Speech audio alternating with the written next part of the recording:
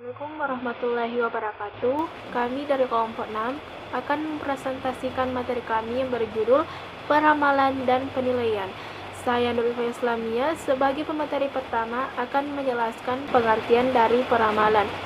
Peramalan adalah proses pertama dalam analisis perspektif dan berfungsi untuk membuat ikhtisar tentang gambaran perusahaan di masa yang akan datang.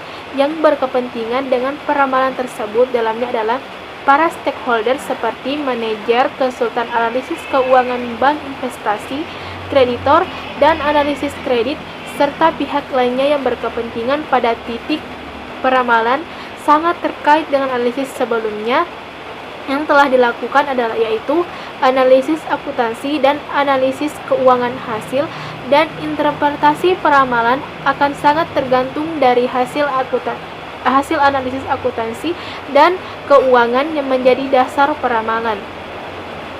Adapun menurut Palipu pada tahun 2004, cara terbaik melakukan peramalan kinerja perusahaan adalah cara membuat peramalan secara komprehensif yang tidak hanya peramalan laba tetapi juga sekaligus peramalan arus kas dan juga neraca.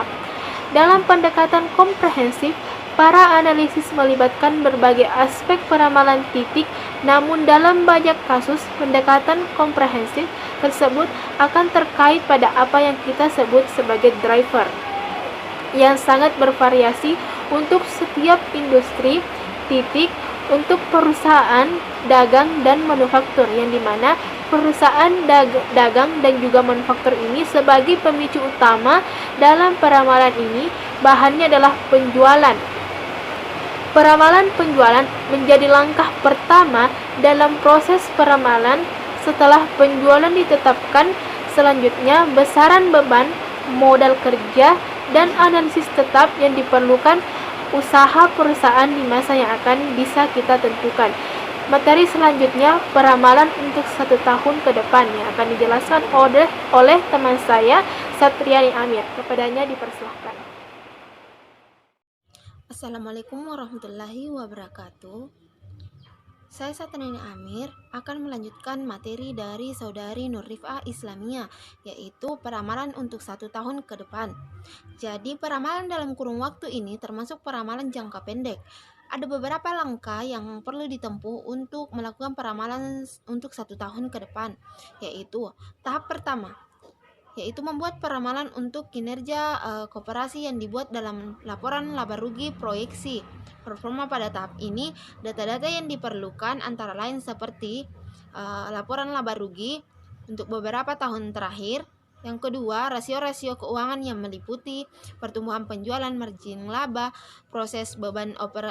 presentasi beban operasi dibagi penjualan dalam kurung di luar beban depresiasi, presentasi beban bunga dibagi pinjaman jangka panjang, dan presentasi beban pajak penghasilan dibagi laba sebelum pajak.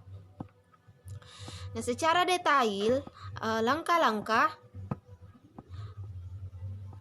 untuk menyusun laporan laba rugi dalam kurung waktu performa adalah membuat proyeksi terhadap yang pertama, penjualan dengan menggunakan persentase pertumbuhan penjualan tahun terakhir. Yang kedua, harga pokok dan laba kotor dengan menggunakan margin laba kotor tahun terakhir.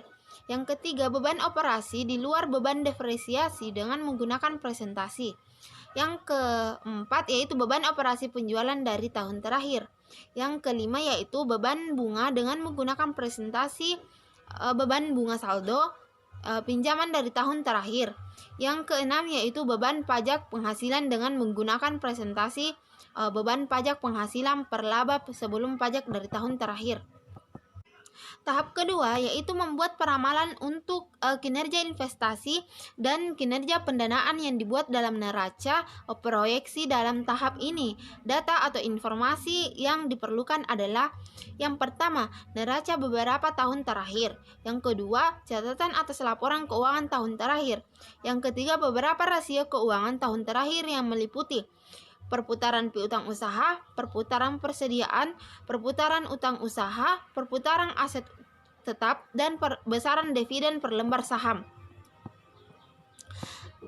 Secara berurutan merupakan detail dari langkah-langkah untuk menyusun secara neraca proyeksi, yaitu dengan membuat proyeksi atas yang pertama piutang usaha dengan menggunakan rasio perputaran piutang usaha tahun terakhir.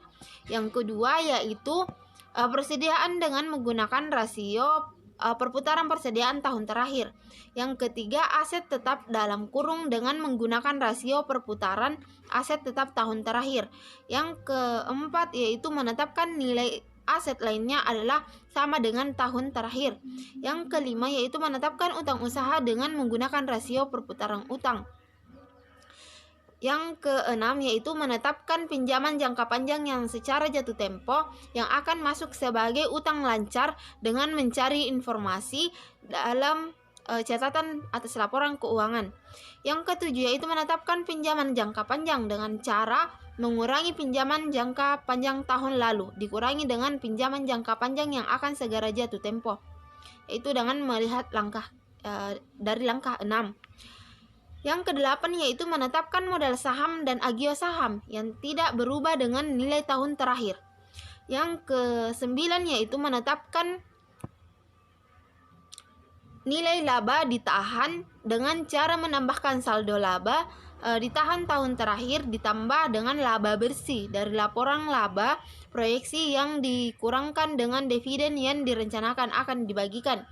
Yang terakhir yaitu menetapkan saldo kas dengan cara mencari jumlah yang akan menimbangkan saldo tetap aset dengan saldo utang ditambah dengan modal pemegang saham. Baik, selanjutnya akan dilanjutkan oleh Saudara Muhammad Arham Hidayat. Assalamualaikum warahmatullahi wabarakatuh. Perkenalkan, nama saya Muhammad Arham Hidayatullah dari kelompok 6, ingin melanjutkan materi dari teman saya, yaitu tahap ketiga, kinerja operasi investasi dan pendanaan yang dibuat dalam laporan arus kas proyeksi laporan arus kas PT ABC. Disusun berdasarkan informasi yang diperoleh dari laporan laba rugi proyeksi dan neraca proyeksi dan yang dihasilkan dari tahap pertama dan tahap kedua. Proses peramalan laporan arus kas proyeksi yang akan dibuat adalah laporan arus kas dengan pendekatan tidak langsung. Untuk tabelnya dapat dilihat dari makalah saya. Baik, untuk materi selanjutnya akan dilanjutkan kepada teman saya. Terima kasih. Bismillahirrahmanirrahim.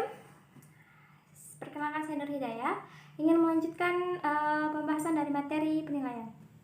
Nah, penilaian adalah proses mengonversi peramalan menjadi nilai perusahaan. Biasanya nilai perusahaan ini diwujudkan dalam bentuk harga saham. Meskipun informasi harga saham hanya diperlukan oleh investor yang sedang mencari informasi untuk pengambilan keputusan apakah menjual atau membeli saham, tetapi informasi tentang penilaian perusahaan ini sebenarnya diperlukan oleh banyak pihak lain. Adapun penilaian perusahaan secara konsep bisa dihubungkan dengan satu dari dua hal berikut. Yang pertama itu nilai perusahaan dihubungkan dengan nilai ekuitas perusahaan. Yang kedua, nilai perusahaan dihubungkan dengan nilai aset perusahaan. Kemudian dari konsep tersebut dikembangkanlah berbagai pendekatan yang bisa digunakan untuk penilaian. Pendekatan tersebut antara lain yang pertama itu discounted dividends. Pendekatan ini menyatakan bahwa nilai perusahaan adalah present value dari jumlah dividen yang akan dibayarkan di masa yang akan datang. Yang kedua, discounted abnormal earnings atau residual income. Pendekatan ini menyatakan bahwa nilai perusahaan adalah present value dari abnormal earnings masa yang akan datang ditambah dengan nilai buku perusahaan saat ini. Selanjutnya yang ketiga, discounted cash flow. Pendekatan ini menyatakan bahwa nilai perusahaan adalah present value dari arus kas yang dihasilkan oleh perusahaan di masa yang akan datang. Yang terakhir, yang keempat, valuation based on price multiples. Dengan pendekatan ini, nilai sebuah perusahaan ditentukan dengan menggunakan nilai perusahaan lain yang sudah ada.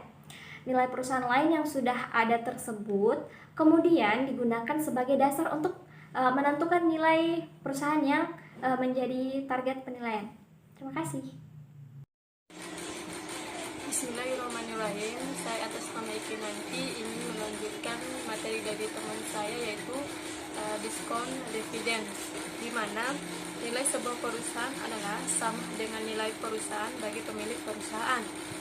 Bagi pemilik perusahaan, perusahaan yang dimilikinya tersebut akan memberikan nilai jika perusahaan tersebut mampu memberikan return dalam bentuk dividen.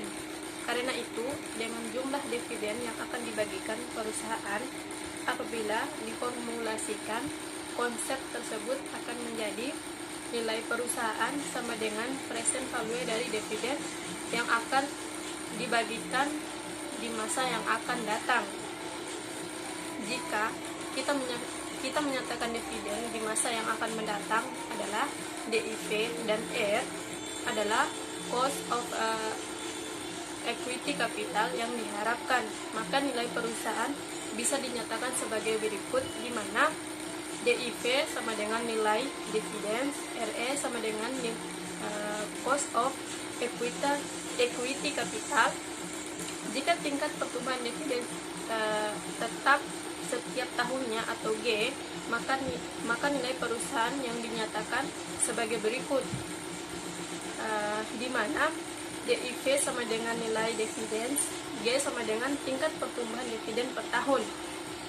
Dengan formula tersebut, kita akan mencoba menentukan nilai PT ABC dengan menggunakan asumsi bahwa besaran pembagian yang akan dibagikan di tahun-tahun berikutnya adalah 340 rupiah per lembar saham, yaitu sama dengan dividen yang akan dibagikan di tahun sebelumnya. Dengan asumsi pertumbuhan dividen adalah 0,% dan cost of equity adalah 7,5%, maka nilai PT ABC adalah yaitu sebesar Rp4.228 per sahamnya. Baik, mungkin itu saja video dari kelompok 6. Wassalamualaikum warahmatullahi wabarakatuh.